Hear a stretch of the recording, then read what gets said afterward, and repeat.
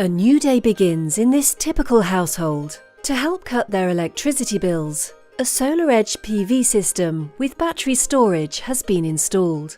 The SolarEdge monitoring dashboard provides insight into household production and consumption, showing the power flow between the PV array, battery, grid and house loads. Real-time system data is tracked by the graph. The red curve represents the consumption. The PV production curve is green, and blue represents self-consumption.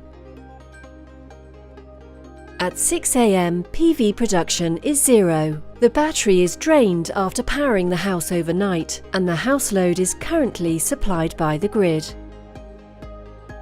As the sun rises, PV production starts to increase, but the grid continues to support the basic house loads. At 6:45 a.m, the household wakes up. The house loads surge as the family prepares to head out. With the increased PV production, the PV system is now able to help meet the rising consumption, together with the grid energy.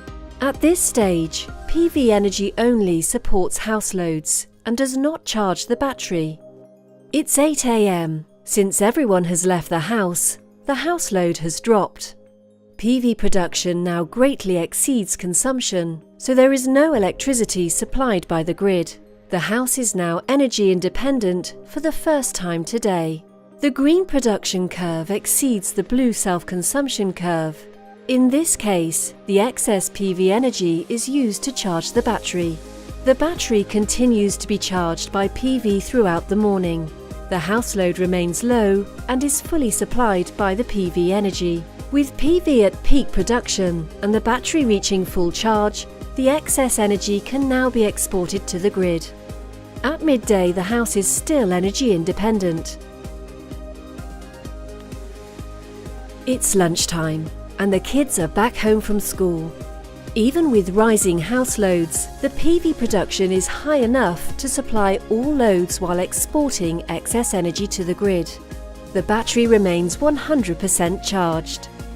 In the afternoon, there is higher energy consumption and decreasing PV production. With PV not able to meet the house loads, the battery now begins supplying energy. After 3 p.m, clear skies give way to clouds, leading to even lower PV production. The dashboard shows the battery continuing to compensate for the reduced PV generation levels, supplying a greater share of the house loads than before. Good news! At 4 p.m, the sunny weather has returned. PV production is back to levels high enough to supply the loads, charge the battery, and even export excess energy to the grid. It is now 6 p.m, dinner time. Daylight is turning to dusk, and PV production is winding down for the day. The low PV generation isn't able to supply the high energy consumption.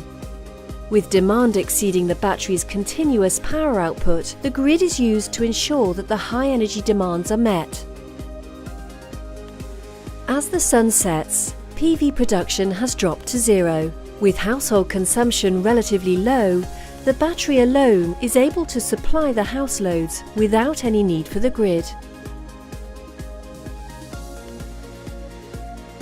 It's 10 p.m, bedtime. House loads are minimal, so the battery is able to power the house by itself until full discharge at around 4 a.m. The grid then takes over household energy supply for the rest of the night, with PV production starting again after sunrise. Another day has ended with SolarEdge's PV and StoraEdge solution helping this household optimize their self-consumption.